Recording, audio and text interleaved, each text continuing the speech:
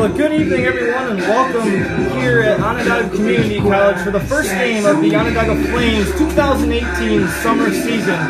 I'm Morgan Chapman, joined along Eric Moon for this season, along with Brandon Ross as well. Eric, how excited are you to get this season underway? I am pumped. I've been waiting for this since I signed on with this team back in January. It should be a great summer. It absolutely should be, Eric, as we had some rain come in this afternoon, some actual terribly bad thunderstorms, but we were able to get over it after a little bit. So here we are for the first game. The Onondaga Flames are technically on the road here at their home park, OCC, but I'm very excited for this matchup with the two outstanding pitchers we're going to see. First off, for the Onondaga Flames, we're going to see Gabe Golob, and obviously on the other side for the Syracuse Saltcats, we're going to see Landry Mayo.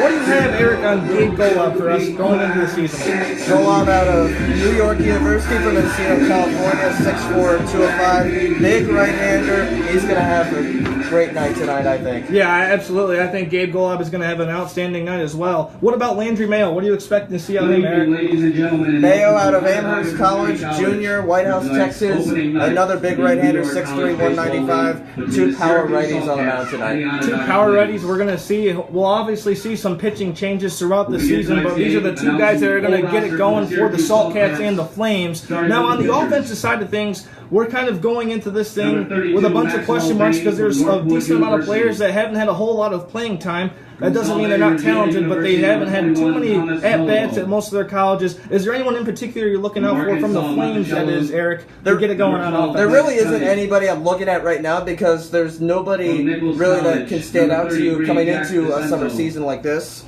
You just got to wait and see who stands out. Yeah, you're absolutely right about that, and I'm excited to see some of these guys. We have some JUCO players on this team, and again, those JUCO guys can be very sneaky because you never really know how talented they really are until they get out here on the field playing against Division I players, and this is a mixture between Division I, Division II, Division III JUCO players. I mean, we have everything in between, and it should be a fantastic matchup here for the first game of the NYCBL between the Syracuse Saltcats and the Onondaga Flames. Eric and I and Brandon Ross will be joining us here shortly for the full season. All three of us will be rotating throughout the game, and we'll be doing play-by-play color and then obviously a little bit of analysis at the same time. So very excited for you guys to join us here on Facebook Live. Thank you very much for joining us for the season.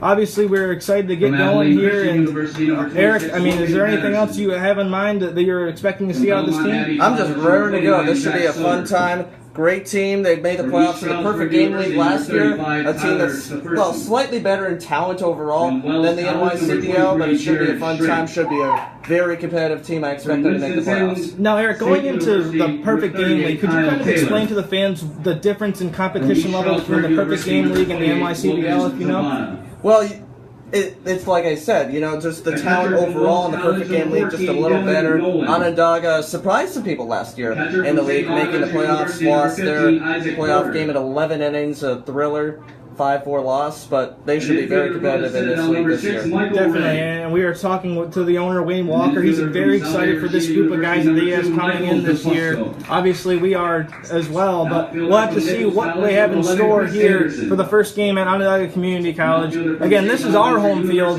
but in fact, tonight, the Syracuse Saltcats will also share this field throughout the 2018 season. So we are actually the visiting team here at Onondaga Community College, but that doesn't mean that we're not going to have our own home fans. Looks like we have a decent amount of Flame fans in the stands so far this evening, and I'm really excited to get this one going, Eric. It should be a fun game. Great game to start things off. Everybody getting going in the NYCBL tonight should be a great ride. And we also have some more players that are going to be joining us shortly. Players from Columbia University, Canisius, other players from all over the country, that is. And they will be coming in here within the next week or so. And again, that's going to even up the roster that we already have here for the Flames. And I'm excited for those players as well, Eric. And the reason they're gone is because they're playing in the NCAA tournaments. Exactly. 2 of them from Columbia, multiple from Canisius, 1 player from Kent State. I believe he is here. However, Matthews. Colin Matthews, yes, Yeah, he is. Colin Matthews. Tough loss for Columbia, however, today against Florida, the top seed overall in the NCAA baseball tournament. They might be able to get a win out there in Gainesville tomorrow afternoon, and then Canisius plays tonight against Minnesota. Yeah, some very talented teams. Obviously, they have to stay with their collegiate team until they're done, and then they'll be joining the Onondaga Flames. But again, we are very excited to have them join our team because there's some very talented players that are going to be joining us, but we already have a decent amount of depth and talent coming up. Obviously, leading off tonight for the Onondaga Flames is number 2. He's playing shortstop this evening. This is Mike Ruggiero. Again, he's a shortstop. I mean, what do you have to say about him, Eric? Ruggiero, good hitter, consistent hitter. Didn't play much with Wagner College this year. Just 2 at-bats, but he should be good for this game. Yeah, exactly. And there's some of these guys where their statistics may not speak to how good of a baseball player they actually are. We'll have to find out here in just a little bit. After Ruggiero, we have number 5, Brian Hart, who's playing second base. What do you have on Brian Hart, Eric? 217 average with Bryan University this year. Appeared in 47 games, though got a lot of playing time. He'll get even more playing time this year. 47 games with Brian, 43 games on the schedule. Probably will play most of those. He'll be good. And batting in the 3 spot, we have Mike Steffens. He's playing the first base this evening. Anything on Mike Steffens?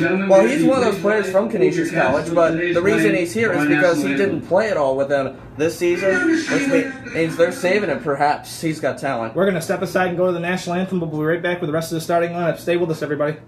Oh, say, can you see by the dawn's early light what so proudly we hailed at the twilight's last gleaming, whose broad stripes and bright stars through the perilous fight o'er the ramparts we watched were so gallantly streaming, and the rocket's red glare, the bombs bursting in air, gave proof through the night that our flag was still there. Oh, say does that star-spangled banner yet wave o'er the land of the free and the home of the brave. Hello and welcome back to the Onondaga Flames broadcast. I'm Morgan Chapman, your host. Alongside with me, Eric Moon, and eventually Brandon Ross will be joining us here shortly.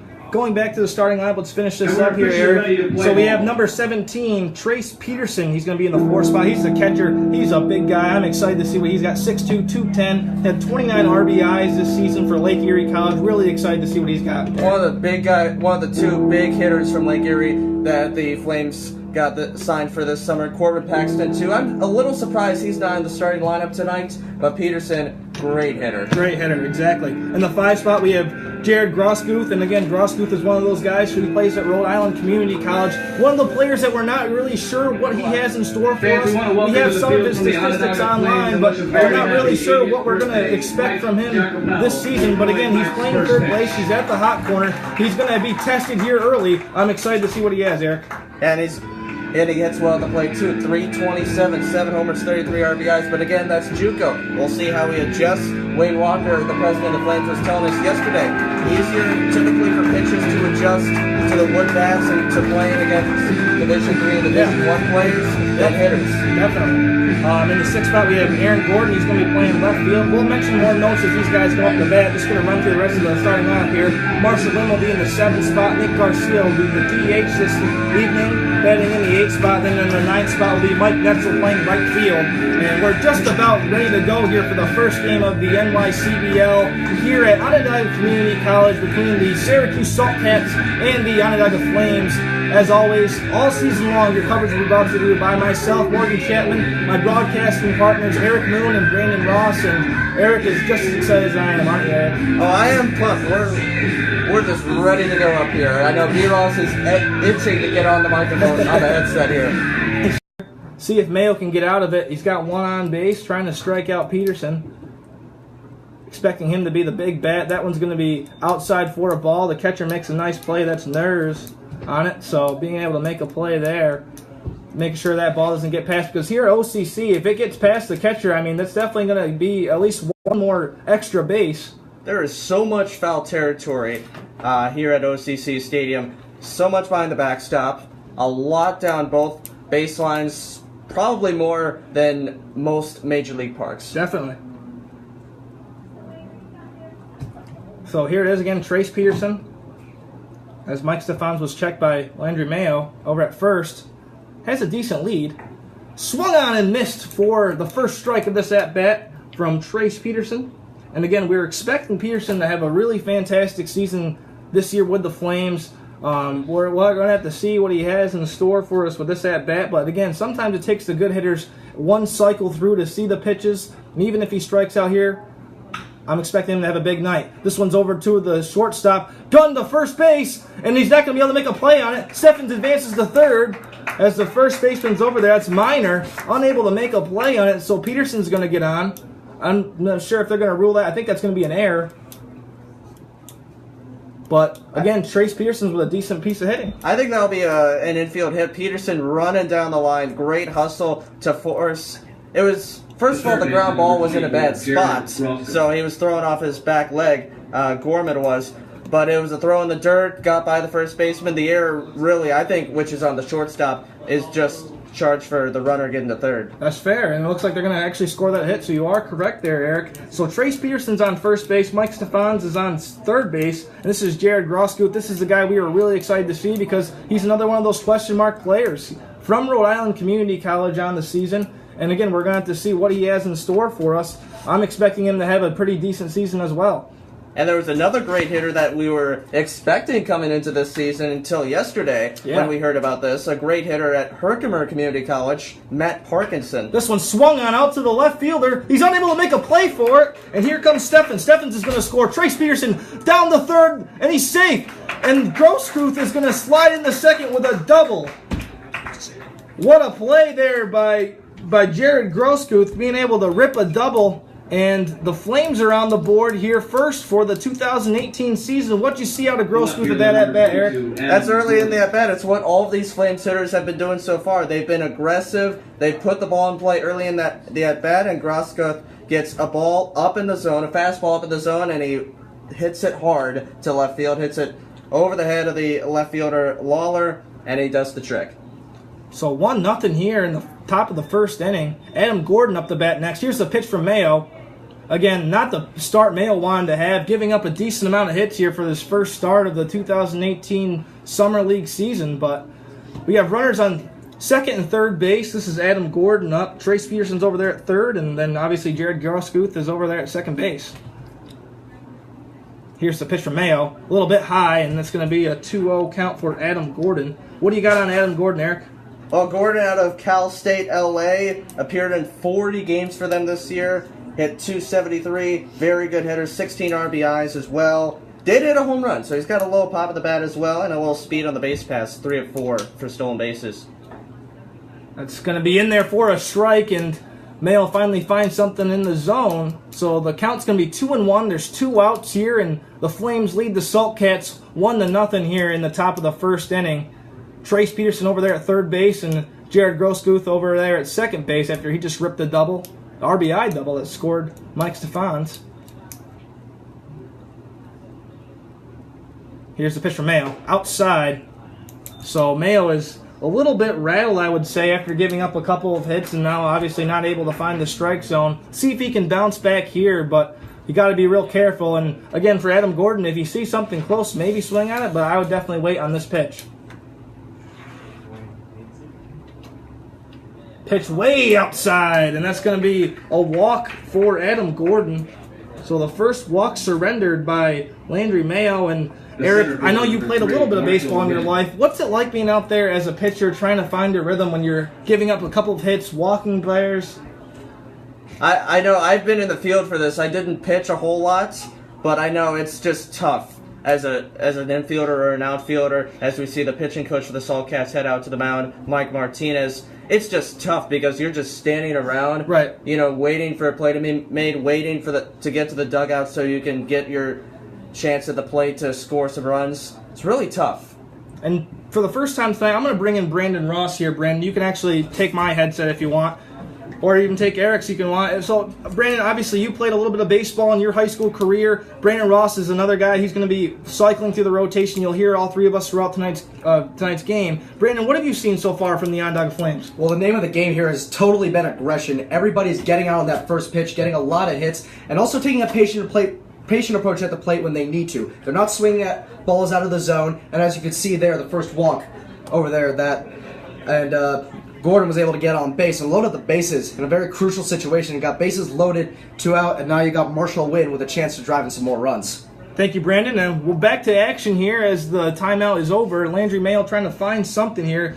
Like Brandon just mentioned, this is Marshall Wynn, the center fielder. He plays his college ball over at UAlbany. This one's going to be fouled off for the first strike of the at-bat. Bases loaded here for the Flames with a 2-out situation. They have a chance to get some more runs on the board as they do lead 1-0. And getting back to the point from that Brandon made with the Flames' aggression, they're just wearing out Mayo. Mayo's just trying to get comfortable on the mound in this first inning. They're not letting him. You're absolutely right about that. And again, as a batter here, I'm going to make Mayo come to me because at this point he's been starting to struggle a little bit. Throws another ball there. The count's now 1-1. Let's see what Marshall Wynn has in store for us here. He threw strikes to the first 5 batters, struggled with Gordon, and now Wynn's going to make him pitch to him. Swung on over to the shortstop. This could be the out, and that is. So the shortstop, Gorman, makes the play over there for Lenda, and that's going to retire the side. So Flames are going to leave 3 runners left on base, and that's a stat you do not want to lead and higher. Nope, not at all. And obviously, in between innings, we're actually going to throw Brandon back on here. Brandon, obviously you saw some really good analysis after that first inning. And you're a big baseball player. You've played the game your whole life, Brandon. What does it mean to you when you leave a bunch of runners on base, and how frustrating is that as a player? Well, that's very frustrating. When guys are on base, those are guys just waiting to score. They're aching to touch home plate and get runs on the board. But when you leave them on base, they can't do that. And that's going to be really crucial to a team down the stretch. If you leave a lot of runners on base, that's a lot of run opportunities that you're just wasting away. Absolutely. I can't agree with you more. And are you excited to see Gabe Golub go at it there for the Flames? What do you think about him, and what are you excited to see from this pitcher? Oh, I'm excited to see him pitch. He's a big righty. You gotta love the power pitchers. And I mean, you saw Landry Mayo on the mound, same kind of mold, but he had a really tough time getting adjusted. And that's unusual. As we mentioned earlier in the broadcast, Wayne Walker, the team's owner and GM, he was telling us that pitchers have usually an easy time adjusting, especially when they're coming from a top-level school, because all the batters have to get adjusted to wood bats, and they have to get adjusted typically to higher level pitching. Right. But the early struggles from Landry Mayo are certainly not a good sign. Definitely. And now, obviously, the Flames have to play defense here in the bottom of the first inning. What are you excited to see? Anyone in the field that in particular you're looking to see what they have for us for the season here? Not necessarily for the season, but I'm really interested to see how Trace Peterson handles being behind the plate tonight. The owner Walker mentioned that the head coach at Lake Erie College, where he plays ball, is looking to move him to first base, and the objective this summer was really to get him at bats, to get him in the lineup and possibly DH for most of the year. But as we know, there are a lot of players still missing. The main guy behind the plate, Jake Surratt, he's still playing with Canisius. He hasn't really gotten a lot of time. He's been sitting behind Chris Conley, who's a very talented player, but he's supposed to be very talented in his own right, and we can't wait to see him behind the plate. But for tonight, we got to see how Trace Peterson holds up behind the plate. Absolutely. Thank you very much, Brandon. Obviously, we'll keep kicking it back and forth between Brandon, Eric, and myself. Really great analysis there, Eric, from Brandon, and I think he's absolutely right. I'm really excited to see how Trace Peterson plays here behind the plate, because he's not going to be the number one guy there all season long, that's for sure. Anyone else you're looking out for on the defense for the Flames here? No, I'm still looking at Peterson because, the reason Peterson, first off, is catching tonight, of course, Surratt gone to the NCAA tournament with Canisius, but also we were talking about Matt Parkinson earlier. He's a big power-hitting catcher. He would be behind the plate right now if it weren't for his season-ending injury before even playing here. You're absolutely right. Actually, we were supposed to do some interviews with some of the players. We're actually going to end up doing that probably after tonight's game or possibly tomorrow, but he was one of the players I was supposed to interview, and like we said, he's a JUCO player, but those JUCO boys, some of them go D1, and obviously a lot of them end up going pro, so he was one of those scenarios. Hopefully he gets healthy and a speedy recovery wishes from us. Here's the first pitch for the Salt Cats, in there for a swing and a miss for a strike. This is Alexander Verlenda, and again, he was the one that got the final out for the Salt Cats there in the top of the first inning. If you're just joining the broadcast, the Onondaga Flames lead the Salt Cats 1-0 here, as we were able to see a decent piece of hitting from Jared Grosstooth, that he had the RBI double, which ended up scoring Mike Stefan. So really nice play there. And we'll have to see here with the 0-2 count. Here's a pitch. It's going to be outside for a ball, so we're going to go to the 1-2 count here for Alexander Verlenda. And I think Verlenda's being a little too patient at the plate. That fastball was really close to the outside edge. I thought it might have caught it. Here's the fourth pitch of the at-bat, I should say, and that's going to be low for a ball, and I think you're absolutely right. We talked about how Ruggiero was very aggressive as the leadoff, and that's exactly what you want. That's the mentality you want for the leadoff hitter, and let's see if he can become a little bit more aggressive throughout this at-bat. Here's the pitch. Some off-speed stuff there. Looks like either a curveball or a slider, but that's going to miss the strike zone, so we're going to go to a full count here. 3 balls, 2 strikes, and again, we'll have to see what Gabe Golob has in store for us as getting his first start of the 2018 season. Here's the pitch. Swung on down to Grosstooth. He's going to be able to make a can of corn, and he makes the play. So the 6-3 connection there for the Flames, and they're going to collect the first out.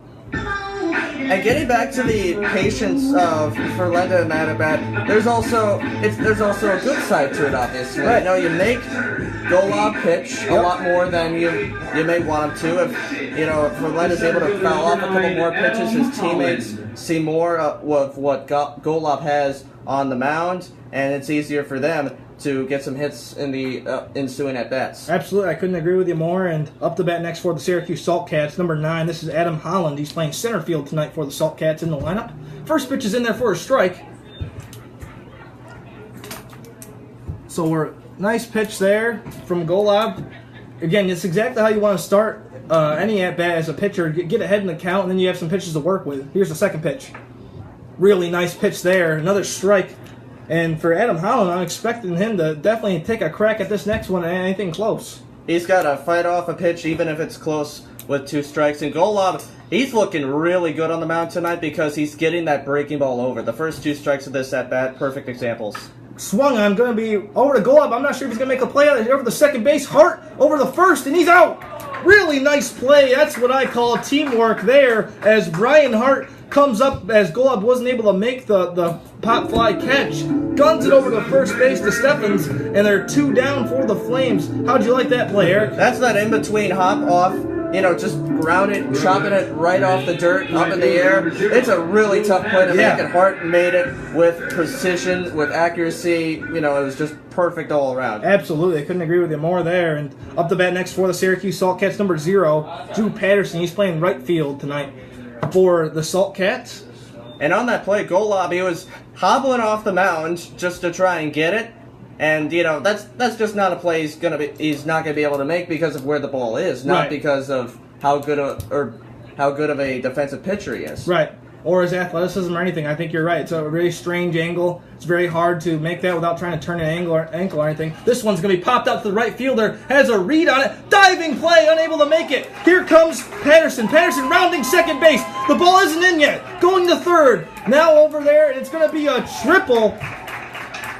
What a hit there by Drew Patterson over to the right field line where Netzel was unable to make the play.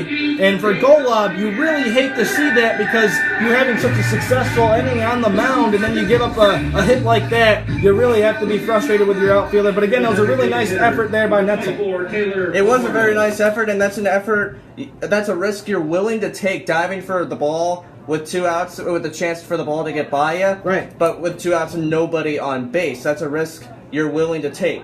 Right. So this is the DH this evening for the Syracuse Saltcats, Taylor Fajardo, and I'm really excited to see him as well, because he came up to the booth earlier and he was a very large man. So we'll see if he has some pop in his bed as well. Obviously, run around third base after the triple, and 2-0 count here for Golub as he's unable to find the strike zone here. And again, really nice effort there by Netzel, and I think the Flames will be really excited, because I remember when we were here yesterday for practice, that's all the coaches really harping on was effort, and that was a really good effort play. If it does surrender a run, oh well, because the Flames have been hitting really well to start this game, so no harm, no foul. After all, you can't succeed with just talent. Absolutely right about that. That one's going to find the strike zone there and see if Golub can find his rhythm again here. So 2 balls, 1 strike with 2 outs, trying to get out of this inning without giving up a run. Again, pitching for the Flames, it's Gabe Golub, wearing number 28 this season. Swung on and foul tip, so that's going to be a 2-2 count now for Golub, and we'll have to see if they can bat in the runner from third base. Got to be aggressive here, you think, right, Eric? Absolutely. 2 strikes, you gotta swing at anything close. Swung on, and it's going to be fouled off towards the backstop. And we mentioned earlier, this field is set up very, very weird, because there's so much room for foul territory, especially behind the catcher. I mean, if the ball gets past him, it's rolling, and especially in this situation, a runner is definitely going to score. And it's not like the fences come in, the distance to the outfield fences is shorter as a result. It's really not. It's 330 down the lines, 400 to dead center. It's a normal ballpark. Right. See what Golub has here. So 2 balls, 2 strikes, and he's out. So he's going to collect his first K of the evening there. Is Gabe Golub. Really like to see that. Leaving the runner stranded on third base. There was Golub with a really nice play there. And now obviously joining us here again in the booth is going to be Brandon Ross. Brandon will eventually rotate in, but Eric's going to switch headsets with Brandon Ross. Brandon, what did you see out of Gabe Golub that inning? Gabe Golub, the big thing was he was throwing strikes. He was pounding the zone, being very consistent with his approach. Yeah, absolutely. I can't agree with you more. And again, did you really like the effort there by the right fielder Netzel on the diving attempt, although he didn't make the play? Yeah, Netzel, you got to make a risk. You got to take risks sometimes. Netzel took the risk there, and they paid the consequence. And Patterson was able to make it all the way around to third, put a runner very close to scoring position. And obviously, they weren't able to score the run. But see, that's why you can't afford to leave runners on base. We were talking last half inning about how the Flames left 3 runners on base, and if they were able to just get a loop single and get Patterson home, that's a lot less was done to score that run. And when you have 3 runners on base and you leave them all stranded, it's very uneconomical. Yeah, you're absolutely right about that. And I'm sure that hopefully that won't come back and bite the Flames in the butt, because hopefully they'll be able to keep having the success that they've been having with the bats so far. Obviously, we saw the Saltcats leave 1 on base, and we'll have to see how they're going to keep going. Anyone in the lineup that's coming up, the next 3 batters here for the Flames, so we have Nick Garcia, Mike Netzel, then obviously back to the top of the order. Anyone in those 3 guys that you're excited to see off the bat here? I am excited to see Garcia hit, particularly because he's DH tonight. He's listed on the roster as a pitcher. Right. In fact, the next one after that is Mike Netzel. They're both listed as pitchers. I think they're primarily here to pitch, but they're playing positions tonight, likely because there are so many position players not yet here. Right, you're absolutely right about that, Brandon. Thank you for joining us, and obviously going to toss it back to Eric here. And Eric, what do you think here from Nick Garcia coming into this season? I'm interested to see what he's got at the plate. Big left-handed hitter, good on the mound. Hit about 268 if I remember correctly this season. He'll be good. He should be. Here's the first pitch from Landry Mayo. That's going to be low for a ball, so we're going to go to the 1-0 count here. And for Landry Mayo, we saw him get a little bit rattled for the Syracuse Saltcats, giving up a bunch of hits and walking a batter, and we'll see if he can find some rhythm here. That pitch is going to miss for another ball, so quickly a 2-0 count. And as a batter, I mean, you love to see that because you can really wait on a pitch and wait for something that you like. You have options at the plate with a 2-0 count. Swung on there. There's one of those options, except he missed it. So it's going to be a 2-1 count here for Nick Garcia, the DH this evening. And Nick Garcia attends Chapman College. Obviously, that's in California, where our head coach is from. Be able to recruit a lot of California natives. Finally able to find the strike zone there, and now Nick Garcia finds himself in a bit of a sticky situation here with a 2 balls, 2 strike count, I should say. Here's the pitch from Mayo. Swung on over to the second base. Looks like a routine play there. Over to first, and that's going to be the first out of the top of the second inning. Really routine play there for Lenda, and then over to Minor to collect the first out. And that's just Garcia trying to make contact with a 2-strike pitch. Mayo's trying to go low and get him to chase. He did bite, but he was able to put it in play. Absolutely. Up the bat next. This is going to be the 9 batter this evening, Mike Netzel. He tried to make the diving attempt over in right field earlier in the bottom of the first inning. Here's the first pitch for Netzel. Looks like a changeup or perhaps even a curveball there, as it was a real slow pitch, but just a bit high and missing for ball 1 in this count. Wow, almost wearing that one there. Another ball for Landry Mayo. So again, we talked about this earlier, Eric. Landry Mayo losing a little bit of his confidence out there on the mound on a humid summer evening. I think the heat can really play games with you, especially with your mind. Pitch in there for a strike. What do you think he's going through? What's his thought process right now as a pitcher? Again, I think he's still trying to get comfortable on the mound, and the Flames are being a little more patient too, trying to figure him out. Swung on there. This is going to be a blooper down over there to the right fielder, and it's going to get in for a single. Really nice piece of batting there for Mike Netzel, the right fielder, batting in the 9 spot. And for the 9 hitter, that's all you can really ask for, huh, Eric? Oh yeah, it's a great piece of hitting. He gets a 2-1 pitch right on the plate, and he puts it the other way, outer part of the plate. It's a great piece of hitting. Really nice play there. Obviously up the bat next, we're going to go back to the top of the lineup. This is Mike Ruggiero, and Ruggiero had the single to lead off the at-bat last time. He only saw 4 pitches from Landry Mayo. Looks like almost a stolen base attempt there over from Netzel. He looked like he hesitated and then hesitated again and didn't end up going, and that pitch was in there for a strike. Netzel's just trying to distract Mayo at this point. He's got a little speed on the base paths, but he's trying to distract him, throw him off his game, and maybe Mayo throws Ruggiero a good pitch as a result. Perhaps that will be the case. Here's Mike Ruggiero trying to check him over there at first base. Not going to be able to get him out, so Netzel's over there, safe, obviously, and we'll have to see. Again, baseball is such a mind game, if you will, because as a pitcher, if your mind starts to slip out of it, you might get pulled. Here's a fouled off there, so 0-2 count here for Ruggiero, but we'll have to see if Mike Netzel keeps trying to lead off a little bit or at least toy with Landry Mayo and try to affect his confidence.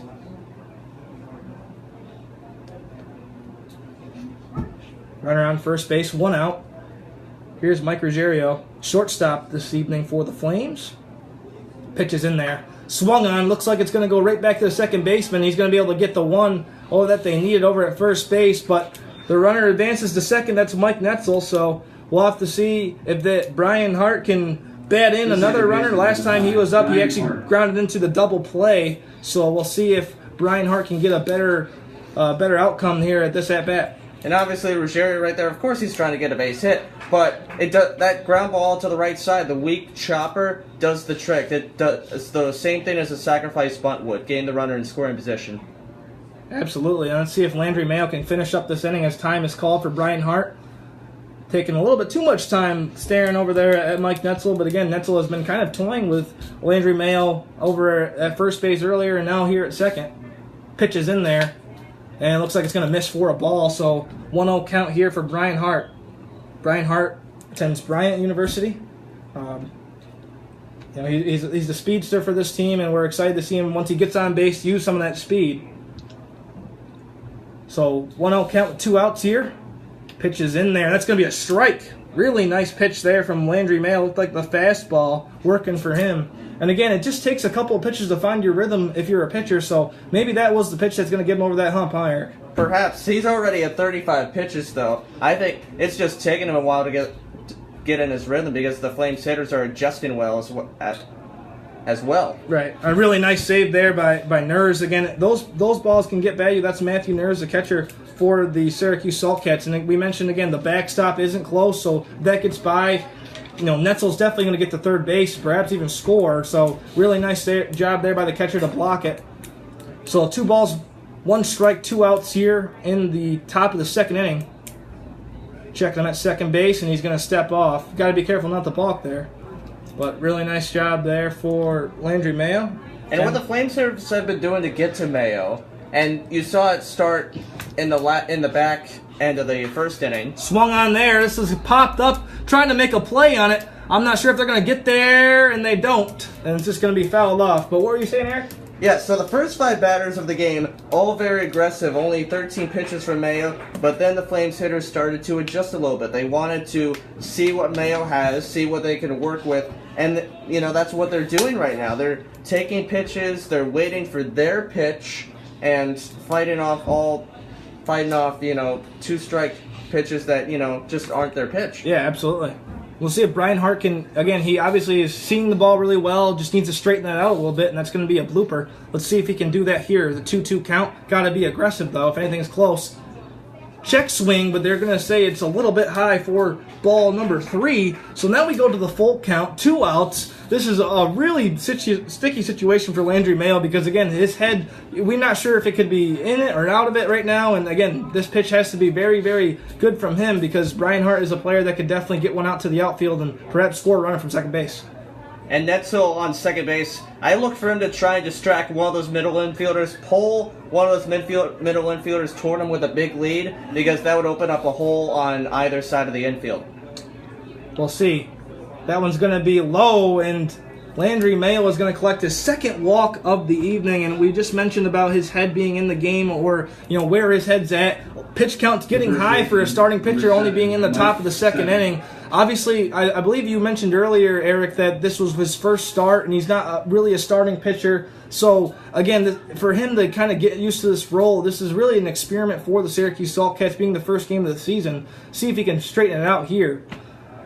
First pitch is going to be in there for this at-bat, and it's going to be a ball. This is number 7, Mike Stephans. Stephans actually had a single last time he was up, came around later to score off the Jared Grosguth double.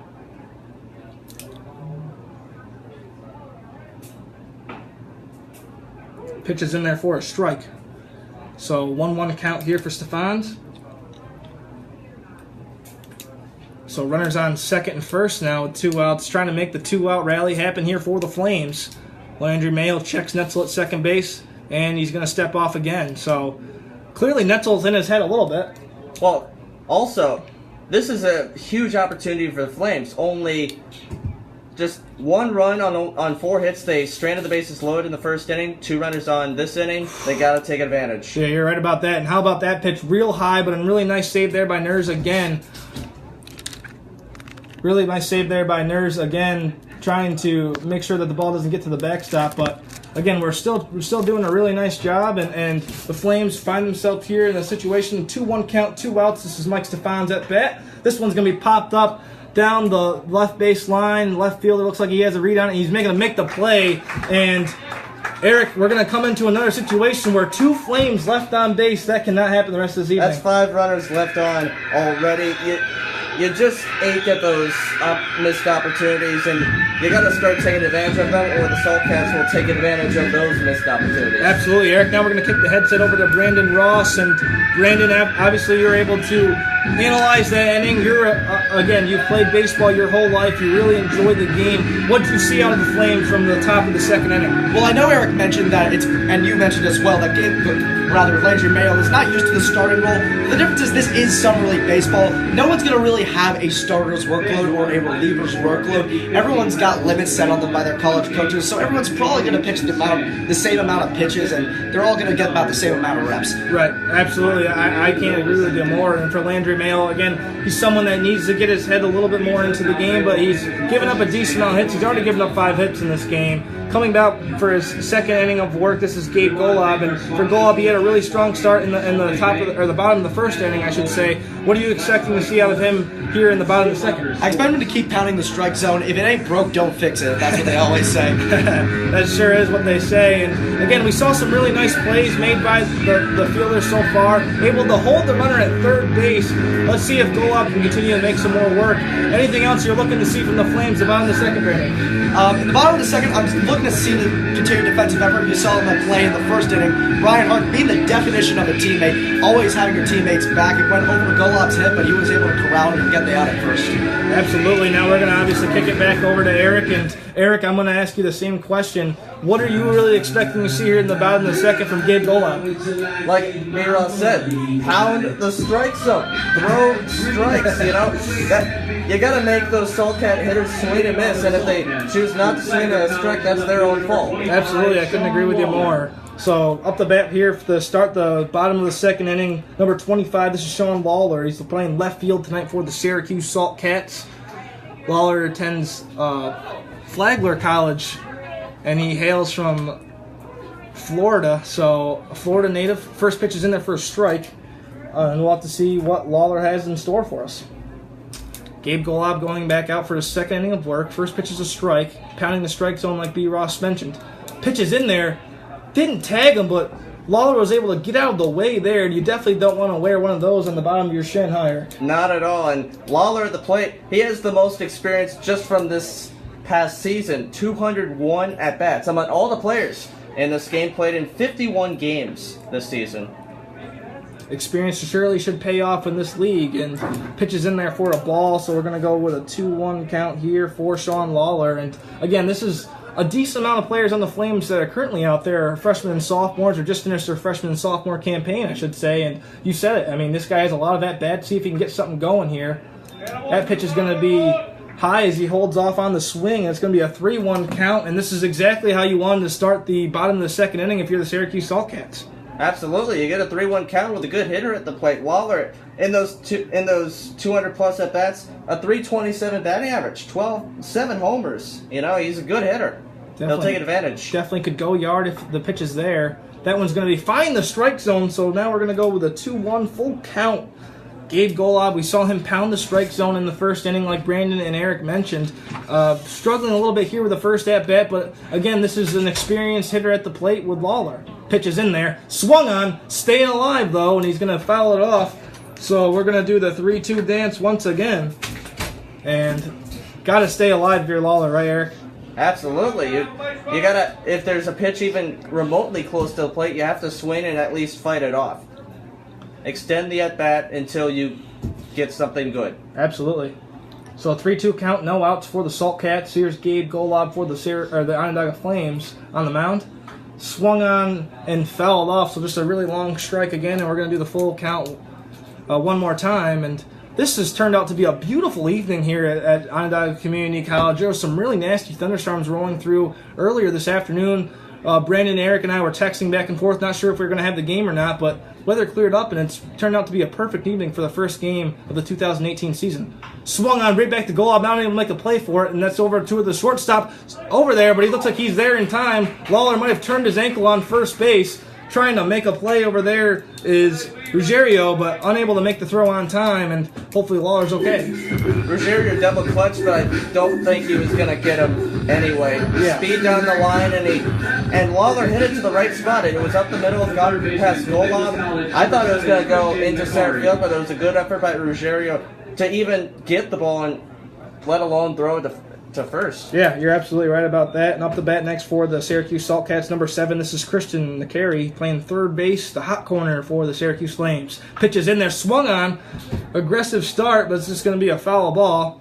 Lawler looks to be okay over there. I'm not sure if he did turn his ankle or not. He was just kind of running it off. But again, like you mentioned, Eric, he looked like he has some wheels on him, and we'll see if he attempts the stolen base here. As I know it's early in this ball game, but the Saltcats do find themselves trailing 1-0, and at least get a runner in scoring position if you can. Lawler didn't run a whole lot with Flagler College just this season, just 1 for 2 on the base pass. But we'll see what he can do. And that pitch is going to miss for a ball, so we're going to do a 1-1 count here. This is Christian McCary. And McCary is another player for the Saltcats. He plays his college ball at Nicholas College. Had 40 hits this season, so a decent amount of work himself. 1-1 count, no outs. This is Gabe Golub on the mound still for the Flames. Swung on. This is going to be on foul territory. First baseman isn't going to be able to make a play on that. Stephans, but good effort trying to make something out of nothing. And that's only a play that can be made because of the foul territory here. There's just so much of it. Right. Down both the left field and the right field lines and behind home plate. Yeah, this is an absolutely beautiful venue here at Onondaga Community College. We're very thankful for them letting us use the facilities and let this be our home field, as well as the Syracuse Saltcats. Going back to the batter, this is Nakari, and again, Nakari, he plays his ball at Nicholas College. 40 at bats on the season, 143 at bats on the season. Collected 40 hits, 17 RBIs, 14 runs scored, and this is a guy with a little bit more experience than we're used to seeing. As Golub checked the runner at first base. 2-2 count, no outs. Runner on first, that's Lawler. Here's the pitch, swung on, and it's going to be fouled off. So staying alive is Nakari, I should say, and that's exactly what you have to do here. And the Saltcats are adjusting to Golub, pounding the strike zone. Already 13 pitches in this inning. He's only the second batter of the inning because they're fouling away all the pitches they don't like. And they're running the count full, extending the at-bats, and they're wearing out Golub. Absolutely. 2-2 count. Checks the runner at first, not going to get him. And again, I've seen this at Lemoyne this year. I was broadcasting a lot of their baseball games. We saw one game where Lemoyne played AIC, and the pitcher checked the guy at first base 17 times in a row. And I really think that messes with the rhythm of you as a pitcher, trying to find anything normal there. And again, I think for a pitcher, you really need to keep your head in the game. And I think it's okay to check him once in a while, but 17 times in a row is a little excessive. 3 checks will knock off a pitcher's rhythm. 17, that's just ridiculous. Yeah, that is ridiculous. It was a game where AIC was trailing 9-0, and they were just trying to look for something, but unable to do so. That pitch was fouled off, so we're still at the 2-2 situation with Lawler over at first base. Here's Gabe Golub, swung on and fouled off again, and like you said, Eric, these guys are starting to see Golub and adjusting really well. Yeah, and in the last step at Lawler, when it got to the 3-2 count, he was getting fastballs because Golub didn't want to walk him. With a 2-2 count in Nakari, he's getting breaking pitches, and he's doing a great job. He's chopped a couple away. We'll see if Golub goes with the breaking ball, which I think he should keep trusting, which is because it's working. Looks like he's tried the fastball there, going to go over the shortstop. Brian Hart over there for first, and he's safe, so just going to get one there. Almost turned 2. Brian Hart sends it over there to the shortstop. That's Ruggiero. Ruggiero sends it back to Stephans. I thought he got him, but again, I'm here in the booth. I'm not an umpire. What do you think on that play, Eric? Well, I'm wondering what happened at second base because it looked for sure like they got him, and the runner is still on second, Lawler. I'm not sure what happened there. I guess the shortstop, Ruggiero, didn't touch the bag. That's my mistake. I'm sorry. Good catch there, Eric. I didn't see that. So it looks like there's still no outs. And up the bat next for the Syracuse Saltcats, Matthew Nurse. Hopefully we get an explanation at some point, maybe later on, and eventually tell you guys what happened on that play. But I certainly missed it. I thought Brian Hart was able to throw him out at second base and almost turned 2. The throw is in time. I think Ruggiero just didn't quite try to slide his foot across the bag, and he missed it. Looked like almost a bunt attempt there by Nurse, but he's able to pull it back, and it's going to be a strike either way. Didn't like the pitch there. Looked like a fastball coming in from Golub. So runners on second and first base now as Sean Lawler is going to advance to second, although we thought he was out. And Nakari is over there at first with no outs. This is exactly what the Syracuse Saltcats wanted. That pitch is in there. It's going to be a ball, so 1-1 count here. We go for the Onondaga Flames, and a little bit of a dangerous situation if you're Golub here. Going back to that first pitch and Nurse scoring up to bunt, I don't really like that. You can bunt with 2 runners on and with nobody out, but in the second inning down 1-0, I don't like it. I don't either. This one's going to go over the first bat. Stephans over to Ruggiero. Ruggiero back over to the pitcher. Golub, and he gets him. There's the double play. Heck of a play there by the Onondaga Flames. Talk about rotating, teamwork, awareness. How about Gabe Golub being able to be aware to go from the pitcher's mound all the way over the first base in time to collect the second out. Heck of a play there made by the Onondaga Flames. And that's great defense. It comes with great effort. It's just the only mistake we've seen from the Flames defense so far, and this is just my guess on what happened in the last at bat. Ruggiero missed the second base bag, but he made up for it. He touched the bag on a beautiful throw from the first baseman Stefan, and then Golub hustling over to first base so Ruggiero can throw out Nurse at first. Beautiful execution on the double play, and now you got 2 outs. Still runner in score position though, and a chance for Golub to get out of it. Well, it's funny, Eric, right when I mentioned that they were going to be in a dangerous situation, they were able to find themselves out of it. Although danger isn't all the way gone because there is a runner at third base with 2 outs. See if Patrick Miner, the first baseman wearing number 16 for the Syracuse Saltcats, is going to have something to say with that. Here's the first pitch, and that's going to miss for a ball. So really impressed by the play there by Golub. I mean, I know that obviously playing college ball, you're always aware of what's going on with the situation, but sometimes in summer ball you can probably take a step back and not be as focused as you should be. But Golub obviously very aware, making the play over at first and being able to turn two for the Flames. And that's just pitcher fundamentals on defense right there. It's something you practice, at least in the majors, you practice it in spring training. Pitchers getting off the mound to the bag. Right. Pitch is in there. It's going to be a ball, so it looks like we're going to do a 1-1 count for Patrick Miner. Over at third base, it's still Sean Lawler. He was able to single to get on in the beginning of this inning, and Golub's starting to find some rhythm here. Pitch there, it's a strike. So Gabe Golub only has one strikeout thus far in this game, coming earlier in the first inning. Now here, opportunity to collect his second strikeout of the game and retire the side. And that's going to be swung on and fouled off. Staying alive there is Patrick Miner, and Golub looks a little bit more confident, wouldn't you say, Eric? Yeah, but I think he might be a little tired of the mound. He's just trying to get out of this jam now. He's already at 24 pitches this inning. Typically, you want to keep that pitch count under 20 per inning. Really nice stat there by Eric Moon. And again, Eric, I think you're right about that. Trying to make a play. Swung on there. It looks like Golub unable to make the play, but he's hustling over the first. Scooped up by Stephans over the first base for the out, and that's going to retire the inning. So the Saltcats still unable to score, leaving another runner left on base, as Brandon Ross is going to be joining me here in the studio for his analysis of that inning. What you see out there from the Flames in the bottom of the second inning? Message one of that inning is Gabe Golub has done his PFPs. For those who don't know, PFP is pitcher fielding practice. He had that play where he went over and covered on the double play, and that is very good awareness from Gabe Golub. And also on that last play, he ran over to cover first when it was a little bit of a mix-up over there. Yeah, absolutely. I think Gabe Golub, and like Eric mentioned, his pitch count was high for that inning. We'll have to see how much work he really does get, because I'm excited to see there's a lot of pitchers on this Onondaga Flames team that could potentially come in this game and make an immediate impact for the team. Obviously, looks like there's a pitching switch for the Syracuse Saltcats, but Brandon, do you have any notes on anyone else? I should say, anyone else on the Flames pitching staff that could come into the game? Anyone you're excited to see coming out of that bullpen? Well, coming out of the bullpen, I want to see Gunnar Groen come out. Gunnar Groen grew up in Greenwich, Connecticut, right by where I live. A little bit of a hometown feel, but regardless, this is a guy, he is a big boy. He is 6'5", 205 pounds.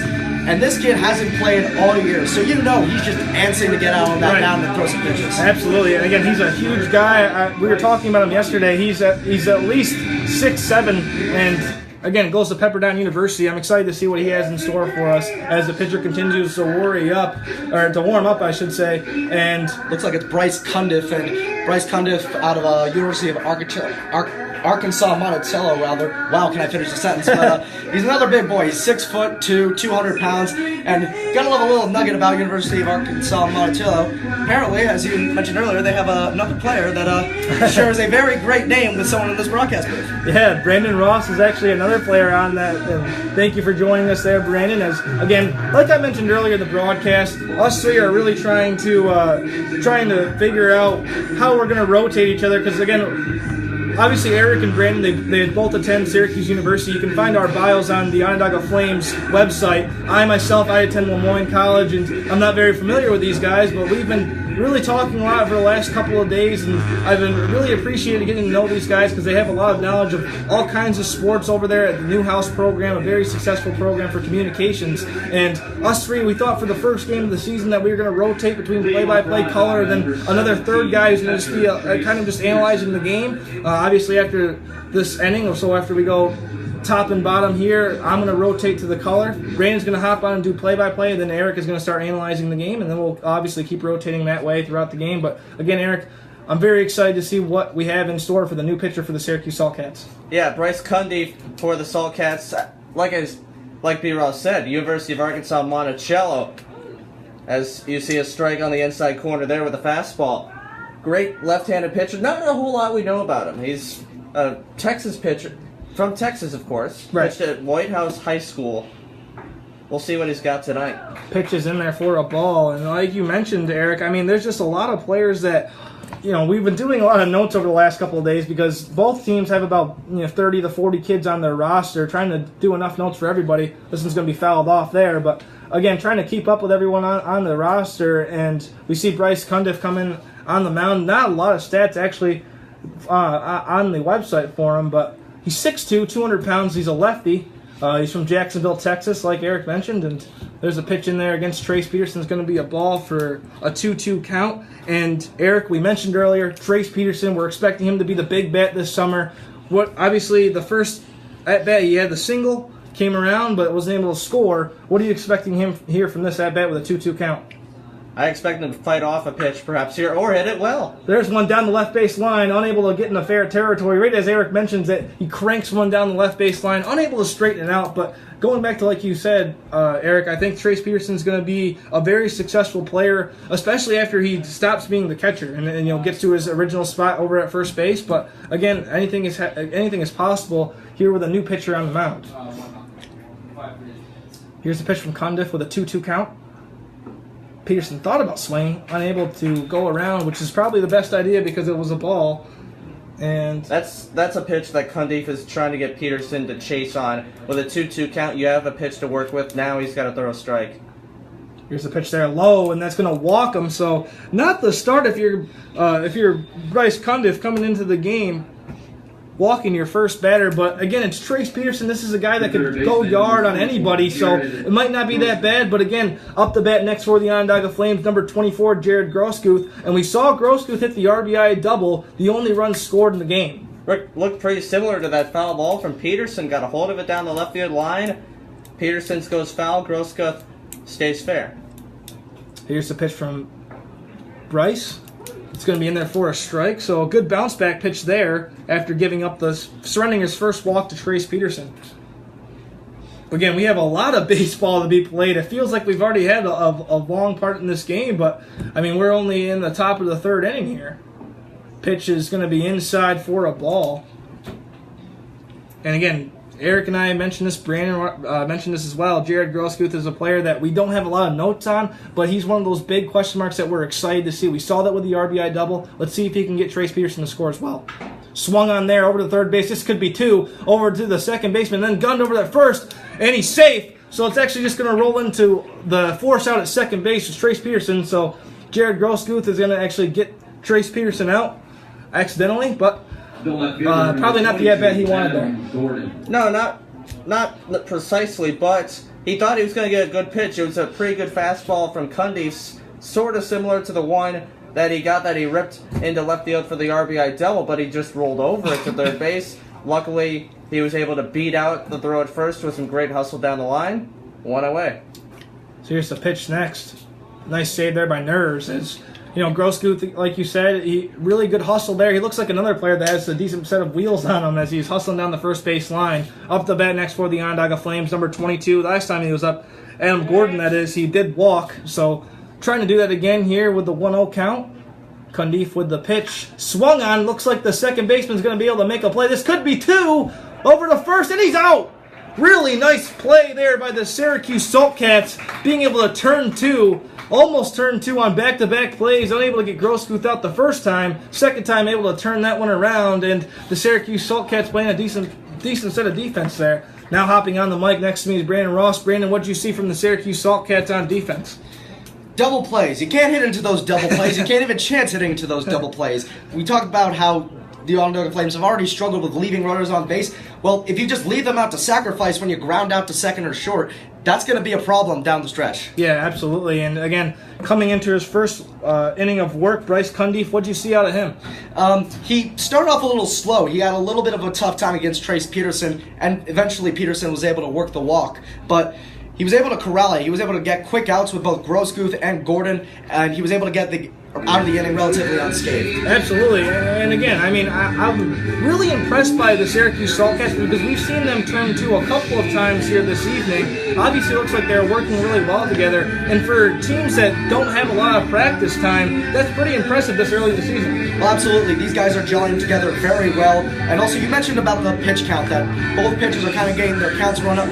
Like I said earlier, that doesn't have much of an effect in summer ball. Everyone's got a hard limit, and so everyone's going to get about the same amount of pitches, regardless of of whether they start in the first inning or whether they start in the third. You're absolutely right about that. As you mentioned, I look over in our bullpen. Looks like number 11, Jake Griffin from Johns Hopkins College is actually, or Johns Hopkins University is warming up. He throws sidearm. I'm really excited to see him pitch. How about you, Brandon? We got a couple sidearmers on this team.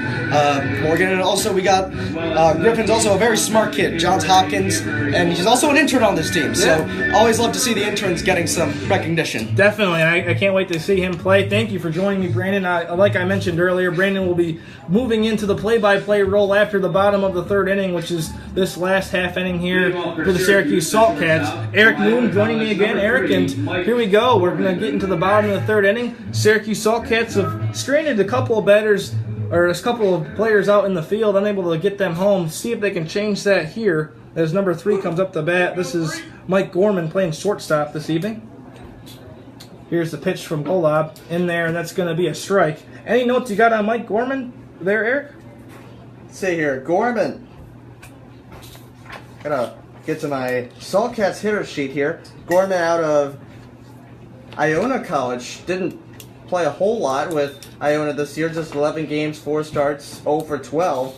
But, you know, he's going to get a lot more at-bats with the Saltcats this season. Absolutely. He fouls the second pitch off there, so it's an 0-2 count there quickly. The 9-batter, Mike Gorman. And the Syracuse Saltcats haven't even batted through their entire lineup yet, and we're here in the bottom of the third inning. Slow pitch there over to the first for Stephans. Really great awareness there, and there's the first out of the inning.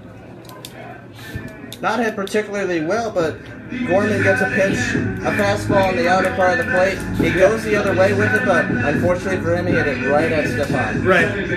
Up the bat next for the Syracuse Saltcats, number 18. This is Alexander Ferlanda, and Ferlanda, last time he was up, he was unable to get on base as he grounded one over there to the third baseman. Groskuth, that is. So 1 out here in the bottom of the third inning. Pitches in there. That's going to be a strike. So the 6-3 he grounded into the last time, as Brandon Ross just mentioned to me. And here we go with an 0-1 count. 1 out. And that's going to be fouled off. So 0-2 count here for Ferlanda. Golob's pounding the strike zone again, and the Saltcat hitters can't really take advantage at this point because they keep adjusting to each other. Like we said, baseball, big mental game. Yeah. Adjustments are being made, and Golob's in front right now. Oof. Almost tags him there as we hear the Syracuse Saltcats fans telling him to wear pitch, it. though. No, definitely not. Wouldn't want to wear it if I was Still ahead him. in the at-bat, though, 1 and 2. He's still got a couple pitches to work with. That's one he tried, but he's not trying to go that inside. Definitely not. Ferlanda. Here's the pitch. Way past him, and again, this is the situation we were talking about. This isn't going to do any damage here against the Onondaga Flames with that pitch, but when a ball gets past the catcher, that one was high from Golob, and Trace Pearson was unable to corral it. But if a ball gets past you, you've got runners left on base. I mean, they're going to get around, and they're going to get a couple of extra bases, so you have to be very careful if you're Golob there. 2-2 count, 1 out. This is Alexander Ferlanda for the Saltcats. Slow pitch there, and it's going to miss the strike zone. I looked like that was close. Full count for Ferlanda. 1 out. And again, the Syracuse Saltcats just need to get something going. They've had a couple runners left on base, but they're unable to drive them home. See if they can get one on here. And that's going to get one on there as Golob's going to surrender a walk to Ferlanda. So only the first walk surrendered by Golob, so not that terrible of a situation. Yeah, but to lose a hitter after going up 0-2 in the at-bat, Golob's got to be kicking at himself right now, especially after the 2 pitches. After that, they both just got away from him. Right. Tried a breaking ball, and it went really far inside on Ferlanda, and then a fastball just sails on him. Absolutely. Up the bat next for the Syracuse Saltcats, Adam Holland, the center fielder. Last time he was up, he grounded one over to the second baseman. And that first pitch is in there for a strike. So strike 1 in there for Adam Holland. Adam Holland's up the bat. We have Ferlanda over at first base. These 2 guys look like speedsters to me, a little bit shorter, but again, those shorter guys usually have the wheels. Swung on over to the shortstop. This could be 2. Over to second, over to first. And it's a double play for the Onondaga Flames. Really nice piece of work there from Brian Hart, Ruggiero, and then obviously Stefan's collecting it at first. So the double play is going to retire the side. and the Syracuse Saltcats are still unable to score. I'm going to transition here to throwing the headset over to Brandon Ross as Eric Moon's going to take a side here. Brandon's actually going to step into the play-by-play role, and I'll let you take over now, Brandon. All right, thanks, Morgan. We just finished up the bottom of the third.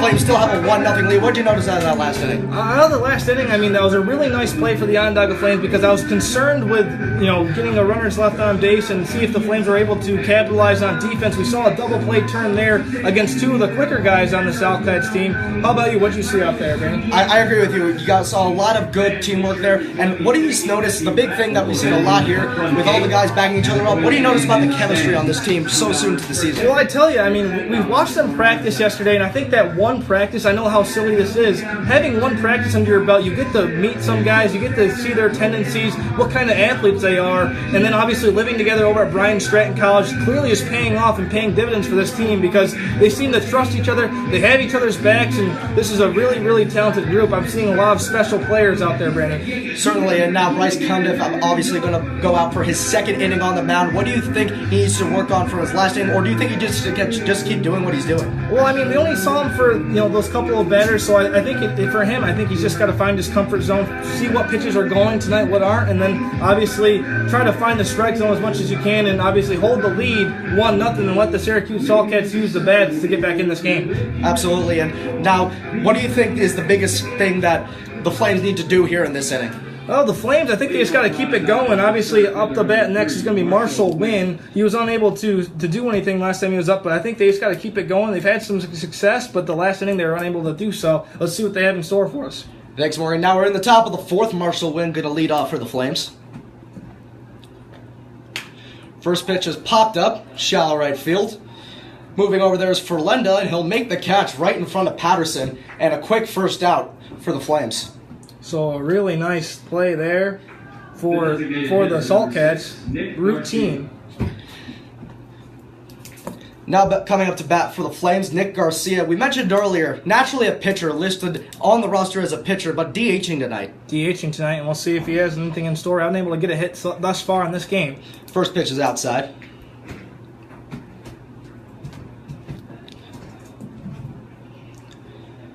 The 0-1.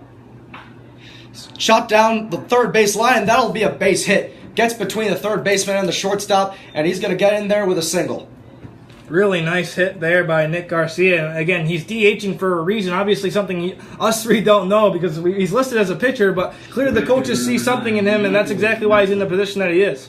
And that'll bring up Mike Netzel, another pitcher, but playing a position tonight. Obviously, it's probably because there are a lot of players still missing. Yeah, they are, and I can't wait for those guys to get here. Mike Netzel, last time he was up, he did hit the single, so we'll see if he can keep it going. First pitch outside.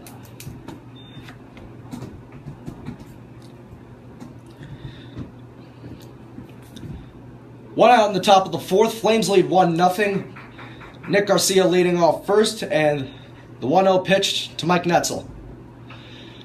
Driven foul down the right field line.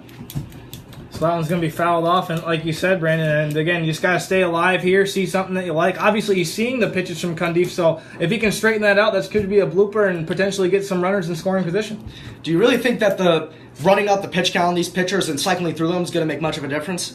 I don't really know. It's really early in the season to tell at this point, but we'll have to see if it plays a role, especially later in the game. Because I want to see, obviously, the Flames play again tomorrow. They play again on Sunday and then Monday. So these guys, we have to be very careful with the pitching rotation and see how deep some of these players will go.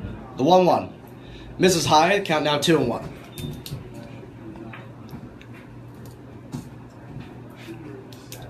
So 2-1 count, like Brandon just mentioned, and still a runner on first base. See if Cundiff can find the strike zone here and again collect his first strikeout of the evening. Cundiff looks over to first. Pitch is called a strike on the inside corner, and now the count's 2-2. Looks like Netzel was thinking about going around. I'm not sure if he ended up going it, but it was a strike either way. So, and like I mentioned, it's very important to back up your teammates, as Matthew Nerds there overthrew Cundiff on the mound. But thankfully, Ferlenda ran in from second base to keep everything calm. And the 2-2 pitch misses high, and the count's now full. So full count here for Cundiff. Don't want to lose him, but for Netzel, obviously you want to be very patient here and make sure you swing at the correct pitch. Kind of checks over to first. 3-2. Ran on it, but he swung on and missed. Defensive indifference on the part of the catcher, so Garcia will make his way over to second, but Netzel is retired, and they're now 2 away. Really interesting to see Garcia steal. Again, listed as a pitcher, but we're seeing him do a lot of different things on the offensive side of the ball. Garcia also listed as a pitcher, but he did have some good offensive stats back in college this year. Yes, he did. And again, obviously, we're seeing the offensive side of him here this evening. And again, I'm excited to see what's going to happen when those other guys come into the team and from Columbia and Canisius and other schools, because we'll see if he still plays the hitting role or maybe he'll go back to the pitching role. 2 away in the top of the 4th. Brings up Mike Ruggiero, who fouls out the first pitch. Garcia leading off second, 2 away. Now, Morgan, what do you think is the approach here that Ruggiero is taking to the plate? Oh, Ruggiero, I mean, I think that he's going to be aggressive, because he's the leadoff hitter, and obviously that's just the mindset he has. We saw him swing on the first pitch there. He's down 0-2 in the count, so we'll have to see. Or I think it's an 0-1 count, I should say, and we'll have to see what he does here. But he did have the single early on. Not to mention he also had the aggressive swing in the first pitch of the game. Right. The 0-2. Misses low, and Nurse can't find it. And now Garcia makes his way over to the third. Now a runner on third with 2 away. And Ruggiero has a chance to drive in a run here. And again, these are the mental errors that I was expecting to see a little bit more of, because, again, this team, they haven't had a lot of time to practice. Obviously, they played all their college ball in the spring, but they really haven't been playing baseball in the offseason between spring and now where they are here at OCC. So, 1-2 pitch, misses inside. Count now evened up at 2-2.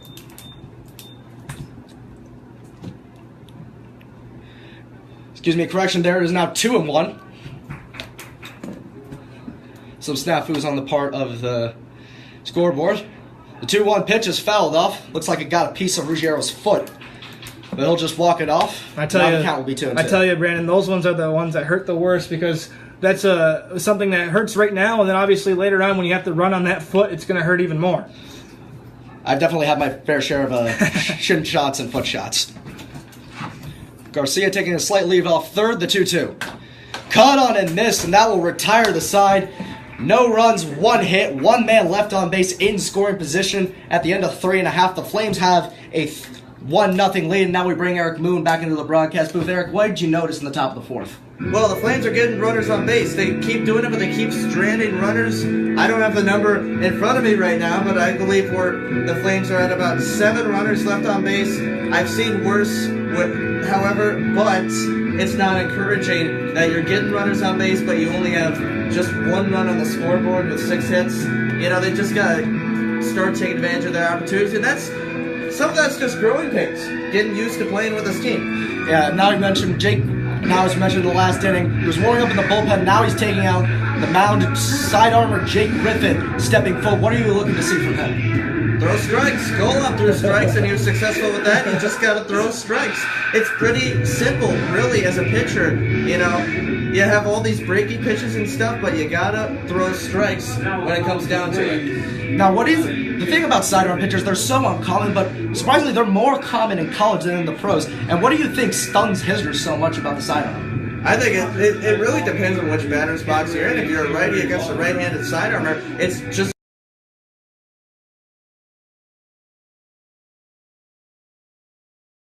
to adjust.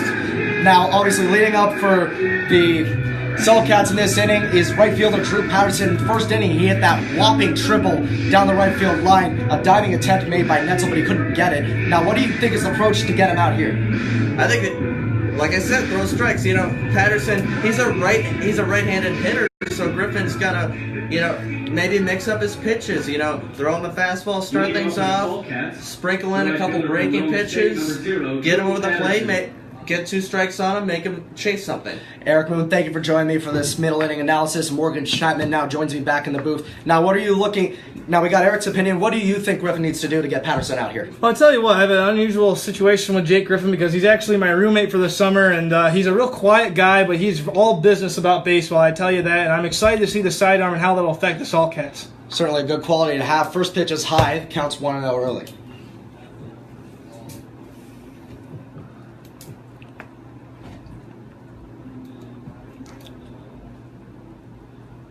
Griffin winds, deals the 1-0. Finds the bottom right corner of the strike zone.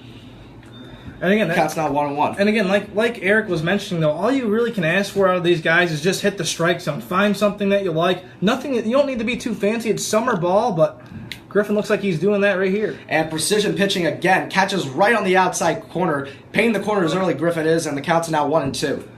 1-2 count against Drew Patterson. Again, we saw Patterson hit the triple last time he was up as Netzel tried to dive for it. See if he has anything in store here. The 1-2 way outside.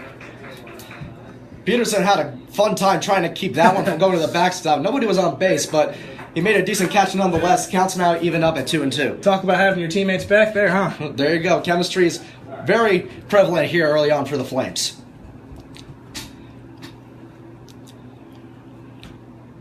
Griffin set the 2-2. Cut on it, missed a breaking pitch that Patterson can't get a hold of, and he's retired for out number 1. How about the start for Jake Griffin out of Johns Hopkins University, able to get his first strikeout against his first batter faced for the summer campaign, and you can see he's locked in and ready to go on the mound. And now coming up to bat for the Saltcats, he got D.H. Taylor Fajardo, the big guy. What do you think happening this at bat? He struck out looking last time. Yeah, struck out looking last time he was up from him, but again, he's a big guy. I'm excited to see what he has, but it's a different pitcher out there now. First pitch, the breaking ball cut on and missed. So he swings and misses there, but it looks like he's power swinging at the first pitch, so he's trying to be aggressive. And I think that's the mindset for this entire Saltcats lineup at this point in the game, leaving a lot of runners left on base, but they really need to, obviously get on base and try to score some runs. Well, there is a difference between aggression and trying to hit the ball into Onondaga Lake. That's true. As the second pitch misses outside, and the count's now even at 1. Now let me ask you this, Brandon. As a baseball player, I'm sure you had a little bit of power in your swing. How do you control that power to make sure you're going to try to find something in the field? You got to breathe. You just got to stay calm and breathe as the 1-1 pitch misses outside. The count's now 2-1. And like I was mentioning, you gotta just stay calm. You gotta remember your rhythm. You gotta keep the same rhythm. You don't want to get a little jerky because that's when you lose control of your hands. Right. The 2-1 for Fajardo. Cut on and missed. A harsh breaking ball, and again, he was swinging for the leg there. In fact, he may have been swinging for Cooperstown on that one. Yeah, I think he might have been. And again, Jake Griffin is kind of making him look a little bit foolish because he was way late on that swing. But again, Griffin struck out the first batter he faced. Let's see if he can do it again. And that pitch misses outside. The count's now full at 3-2. I love the mindset of a pitcher that just keeps going back and forth and right into their rhythm. There's it's all business. They just want to get out there and throw strikes. 3-2. Cut on it, missed a fastball, can't get a hold of it, and that is out number 2. Something I'm noticing about Griffin through these first 2 batters, a very crucial part, changing up how long he waits between pitches. Yeah, I think that's a very important aspect because, again, the more time you sit there as a pitcher, the more time you allow yourself to make it a head case. And for Jake Griffin to either slow it down or speed it up, obviously the pace is, he's in charge of this show, and he's showing that he is definitely mature out on the mound. With 2 away, here's left fielder Sean Lawler. And the first pitch is a called strike. Lawler was the only threat to score really for this Flames team besides Patterson as he got all the way to third base, but again, left on for the Saltcats. The 0-1 pitch. That misses outside. So trying to get something here. Lawler obviously got on first base there, beating out the throw. He is quick if he can get a hit. The 1-1 pitch. Breaking ball just a little low. Peterson able to corral it. The count's now 2-1. 2-1 count here for the left fielder. 2 outs. I really think he needs to be aggressive here to at least get something going for this Saltcats team. Griffin, the 2-1.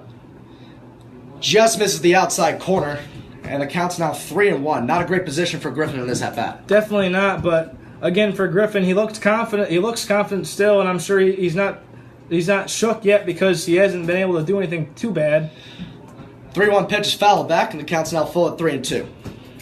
And again, now he battles right back into it. Now this is a different situation. Full count, 3 balls, 2 strikes here, and let's see if he can find the strike zone and maybe switch up his pitches here. Griffin's retired the first 2 on strikes. Can he do it here? The 3-2 pitch misses low, ball 4. Can't strike out the side as Lawler trots over to first base. Great effort there by Griffin. Obviously, he was behind in that hole at bat, but still trying to find something. Walks the one guy. Still not going to do too much damage because, the Saltcats have yet to prove that they can score runs. Obviously, Griffin throwing a lot of breaking pitches. It's the art of the chase. You got to try to get the guys to chase the pitches out of the zone. Absolutely, Brandon. 2-away runner on first. That brings up Christian Nakari. Third baseman had a single back in inning number 2.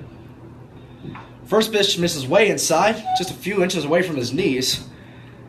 And an early 1-0 count. And Christian Nakari, he's the player from Nichols College. He has 140 at-bats in his campaign on the season. Just finished up his sophomore season at Nichols College. Second pitch misses outside again. The count now 2-0. Griffin getting less consistent with the strike zone here in these last 2 at-bats. Yeah, it looks like he's starting to lose his rhythm just a little bit. Hopefully he can battle back like he was able to do against Lawler and maybe not lose him this time. Lawler leads off first. Griffin from the stretch. The 2-0. Cut on and missed. Pitch looked a little outside, but Nakari gave chase, and the count's now 2-1. 2-1 count, and again, being able to battle back. I think this game is just one pitch at a time, and Griffin's able to show that here.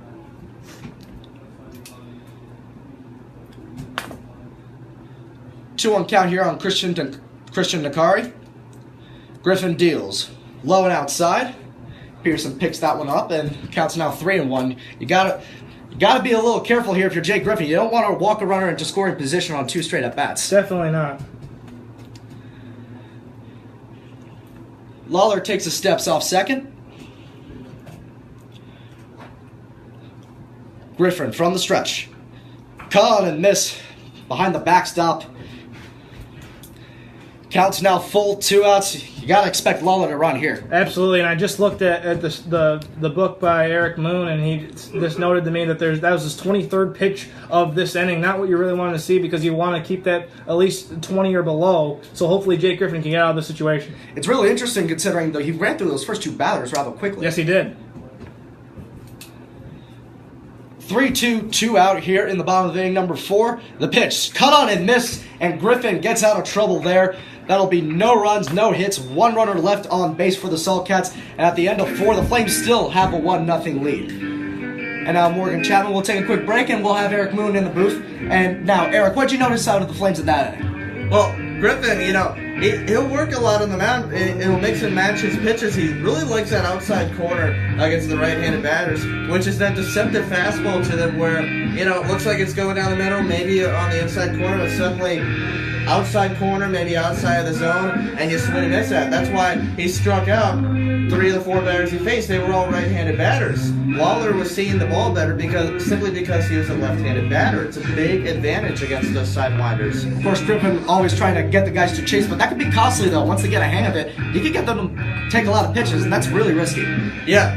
But if you're the Saltcats, you just got to be patient at the plate with all those right-handed hitters. But, take an advantage of, the pitches you get.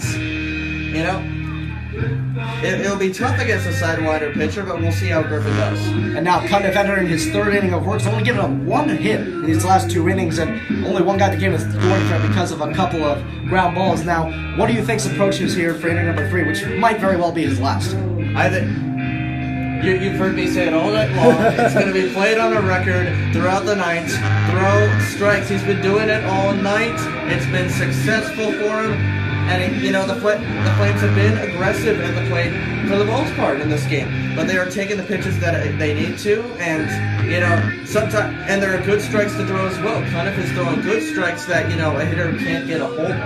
Eric Moon, thank you for joining me in this half-inning wrap-up. And now Morgan Chapman, join me back in the booth. What are you looking for the Flames out of this inning? Well, Brandon, I think, like Eric mentioned, I'm expecting Syracuse Saltcats to throw some more strikes, and we've seen their defense be tested a couple of times, but they're able to turn 2. So for the Flames, I think for Brian Hart, hopefully he can get something going. Obviously, you want to add to that lead, only being up 1-0. This is anyone's ball game still.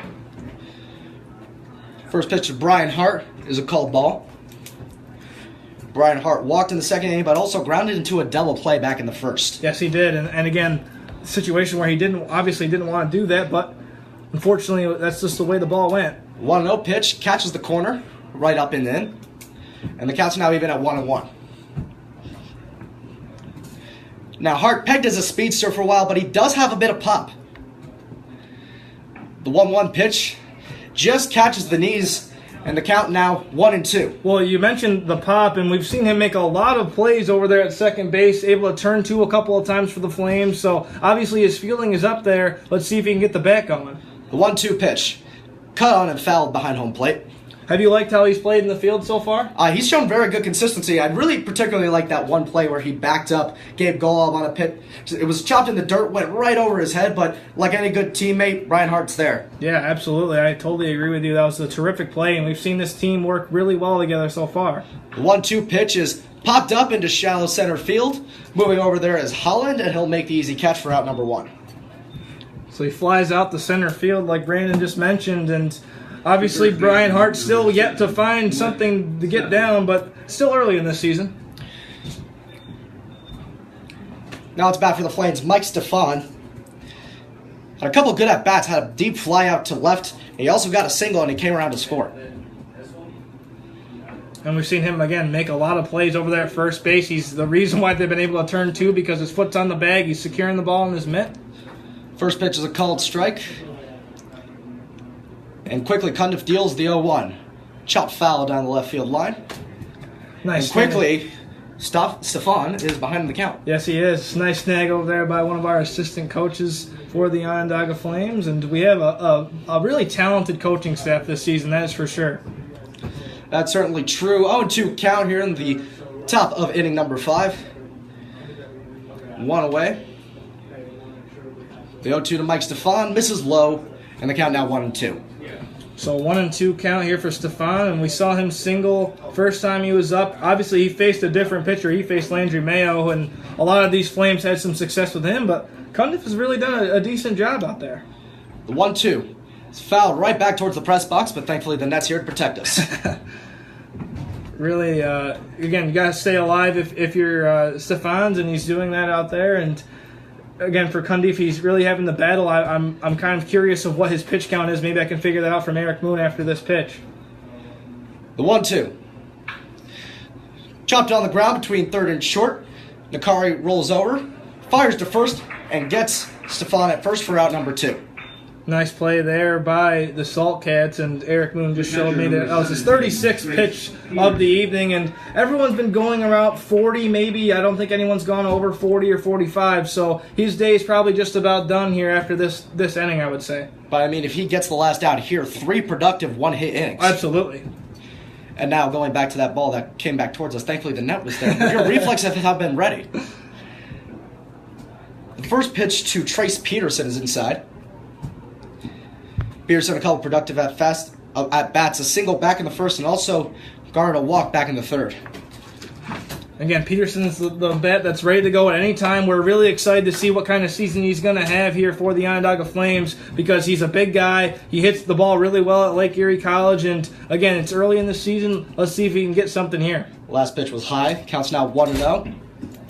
The 1-0 pitch. Drilled into left field, but right in the direction of Lawler, and he'll make the catch for out number 3. A quick 1-2-3 inning for Bryce Cundiff in what likely was his last inning of work, and at the end of 4.5, the Flames still have a 1-0 lead. Now Morgan will take another break, and we bring Eric Moon back into the fold. What did you notice about that inning? Well, Cundiff continues to throw strikes, and I mentioned throwing strikes. It's a big thing tonight because it's the first game of the season. You just want to get used to playing in this league, playing with these players, and as a pitcher, you just gotta throw strikes to get comfortable. Make those hitters swing at your pitches, maybe fool them with a couple as well. And he's been efficient all night. Less than 40 pitches in 3 innings. That's great efficiency by him. And now, obviously, Bryce Cundiff retires with 2 1-2-3 innings. That's not the kind of level of pitching we've seen from anyone else tonight, but what are you looking for in this inning with now Jake Griffin on the mound for his second inning out? I think for the Salt Cats, you've already seen him for 1 inning. Now you make the adjustments to facing a right-handed sidewinding pitcher. It's still really tough with the way the ball is coming out, the angle at which the ball is coming out of the arm, but I think the Salt Cats will continue to make those adjustments, and the time is starting to run out. It's only the 5th inning, but it's still a 1-0 ball game. From that run in the first inning, the Saltcats they've missed opportunities like the Flames have, and they need to start taking advantage of them as well. And now it is the bottom 3 of the order coming up, but you got to look out for left-handed first baseman Patrick Miner. Oh yeah, he's a good hitter. A ground out, of course, in the 2nd inning, but we'll see if he sees a good pitch from Griffin, if he'll get into it, and we'll see what happens. All right, Eric, thank you for joining me. We're getting ready for the bottom of inning number 5 here. Moylan, what do you think the Flames need to do to keep up the winning streak here? Well, I mean, obviously they have a really talented player out there on the mound, Jake Griffin. We saw that in the first time he was on the mound. He threw about 24 pitches out there, but collected a strikeout or 2, and he was actually collected 3 strikeouts, I should say. Walked the 1 batter. We saw him lose it there for a second, able to regain his composure and really finish the inning strong. So I'm looking for more of the same from the Flames. But like Eric was alluding to earlier, I mean, this lead is not safe, 1-0. But for the Syracuse Saltcats, they really need to get something going, I would say, at least if not this at bat, the next time they have the bat on their side. Very true. We are now starting the bottom of inning number 5. Matthew Nurse coming up to bat for the Saltcats, a 1-0 Flames lead. And how about Nurse? He's made a heck of a lot of plays behind the plate and the catcher position, saving a lot of balls. First pitch way inside. Almost caught the jersey there in an early 1-0 count. Now, Griffin, you talked about him being an all-business kind of guy. How do you think he's approached making all these balls outside? Well, I'll tell you, after the pitch is called, that's going to be a strike there. But yeah, I mean, I think Jake Griffin is a guy that is one of the sleepers on this team. I'm not sure if everyone was really expecting him to have a really great summer, but I am. I'm really looking forward to watching him pitch. He's done a really nice job here. The 1-1 pitch is fouled down the right field line. The count will now be 1-2. Now, are you being so complimentary just because he's your roommate? I don't know. Maybe that's just because... Is there a little bias here, Morgan? Perhaps maybe because I met his mother and she could be listening right now, but at the same time, I'm just excited to see, well, not only just him, but the other side armor we have and the other pitchers we have as well. As the 1-2 pitch is caught, and this, a breaking ball that went way outside, but Nurse was chasing, and now 1 away, and that'll bring up Patrick Miner. And, I mean, I'm going to keep praising him as long as he keeps striking people out. That's his 4th K on the evening. See if he can collect some more. I think that business approach is paying dividends for him thus far. And you mentioned Patrick Miner last time, Brandon, when you were talking to Eric. Here's the pitch, but what do you? That pitch was outside for a ball. What were you expecting to see out of Patrick Miner? I'm expecting to see a little more. He is a big pop guy, but he just had a weak round out over to first base last time. Yes, he did. And as we see me trying to look around the field as you're paying attention to the game, bullpen's both very active right now. We might see some changes in the next inning or so. The 1-0 pitch called for a strike, just catches the top corner. And if there is a change, I bet Jake Griffin will get the rest of this inning and probably the next one, maybe depending how the rest of it goes. And he's done a really nice job so far. The 1-1 pitch misses outside. Now Griffin, he's missing a few outside. He's trying to get the hitters to chase, but he's also painting the corners pretty well early on here. Yes, he is. And for a sidearm to have that much control, it's very impressive. Miner is set. Griffin deals the 2-1. Cut down the right field line, a deep foul ball. And the count's now even at 2-2. A 2-2 count here for Griffin. Now, what do you think the approach is here? Do you really think he's going to make the guy chase here, or do you think he's trying to pound the zone? Well, a 2-2 count, I think he's going to make him chase because he has one more pitch to play with. But I'm still trying to see what's going on here. And he ends up striking him out, so there's 2 down. And Jake Griffin is having a heck of an evening here, collecting his 5th strikeout on the evening for the Flames. The shortstop from Iowa College. 2 away here in the bottom of inning number 5, and now Mike Gorman coming up. And Mike Gorman, he's had a decent job or a decent day in the field, but you have to see him getting too much going with the bat. First pitch is a swing strike.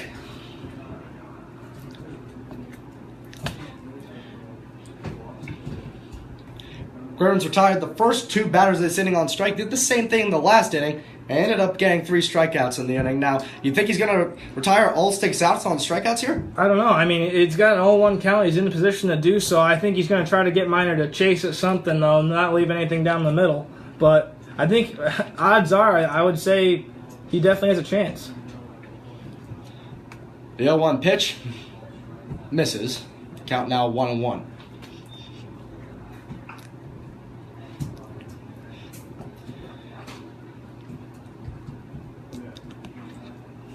Bottom of the 5th inning, 1-1, 2 away. The 1-1 pitch is driven down the right field line. Giving chase to it is Netzel, but he can't reach it over in right field. And that'll bring the count to 1-2.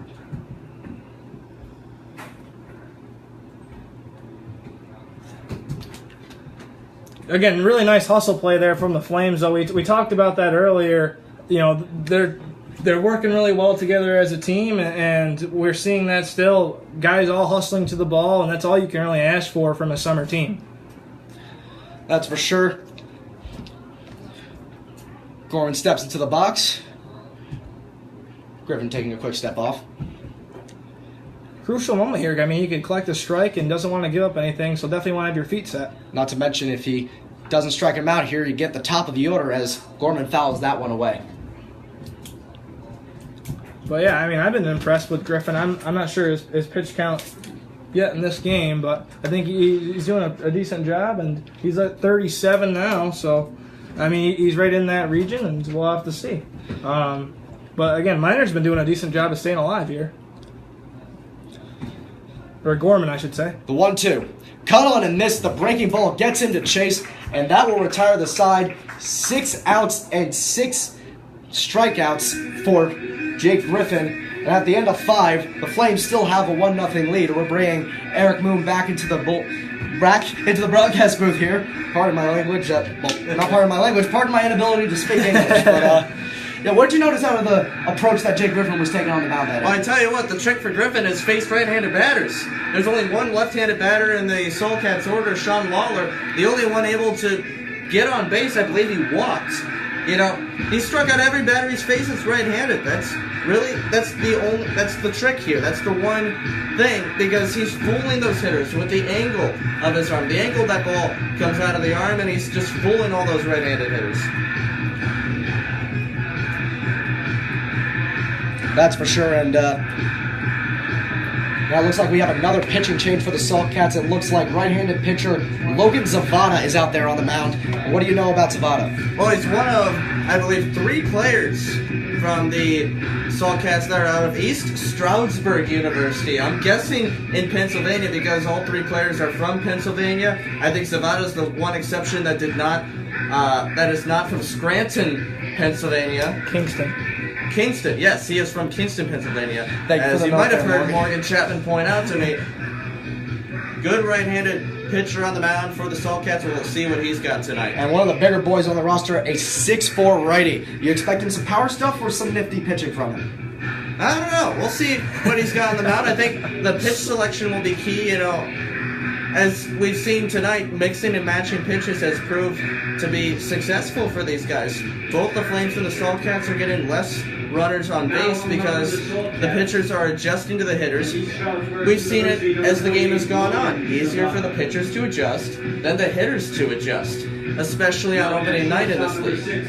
And now we're heading into the top of inning number 6. The Flames still have a 1-0 lead, but it very much seems that they're out playing on offense. The Saltcats here, what do you think they need to do to run up the score here this inning? Get runners on base and not leave them on base. You know, they've been getting runners on base all night with the exception of their last at-bats, but they got to get runners on base and they got to bring them around. They got to score them. That one run, it's held up to this point, but it's not going to hold up much longer. That's for sure. As you mentioned, the 7 runners left on base in those first 5 innings for the Flames. Thank you so much for joining us in the booth, Eric. And we'll bring Morgan back into the fold here as now Jared Groskuth is getting ready for his 3rd at-bat of the night. What do you think his approach is going to be here? I mean, I'm excited to see what his approach will be because Jared Groskuth is a guy he scored the 1 run in this game for the Flames, but we'll have to see what he can do here again against a different pitcher. That's for sure, and it looks like the assistant coach is out there talking to the umpire, maybe some lineup changes being made. We'll have to wait and see, because as of right now, Groskuth is still in the batter's box, and Adam Gordon is still set to be on deck. Yeah, I mean, Grosskopf, he's the one player that's had some success so far in this game, so we'll have to see if he can keep it going here. First pitch to Grosskopf. Misses outside, and as you mentioned, he had that big RBI double that so far has provided the only run of the game so far. Yeah, I mean, he's 2 for 2 on the evening, and like you said, he provided the only game for the only run for the Flames. The 1-0 pitch is cut on and missed. Obviously, he was swinging for the fence, but for Grosskopf, I mean, he's a player that Eric and I mentioned in the pregame that we really were expecting some big things from this summer. He's really he's lived up to that for sure, as he's 2 for 2 on the evening. Third pitch misses. The count's now 2-1 on Grosskopf. Grosskopf, an interesting prospect. Not a lot on him, out of Community College of Rhode Island. Right, but we did notice that there was a bunch of D1 programs looking at him, and even programs around here that are Division II. Last pitch was a ball low and away, and the count is now 3-1. What do you think Grosskopf's going to do here? Because he's taken a pretty aggressive approach so far. I think he might wait on this pitch unless it's close. And the 3-1, and he will wait on that, and that will be ball 4. Grosskopf trots over to first, and the Flames have a runner on base with nobody out. The left fielder, number 22, Adam Gordon. But again, Grosskopf is a player that, think about the night he's had though, Brandon. I mean, honestly, it looks like they'll call a timeout here so Grosskopf can get some more notes from his coach along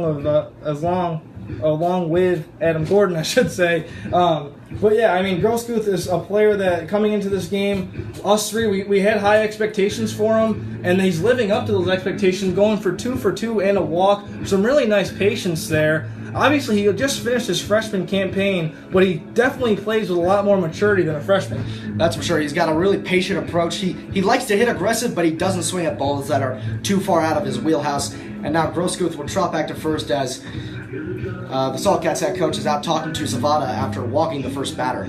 And Brandon, I mean, I know you go to Syracuse University. I'm sure you haven't been to this ballpark a bunch of times, but with the lights on, this is a beautiful facility for us to host our 2018 season. Oh, absolutely. And there was rain pounding earlier, but thanks to the turf field, it held up very well, and we're able to play baseball without much issue. You got a beautiful skyline, a nice red sunset, and lights pouring down.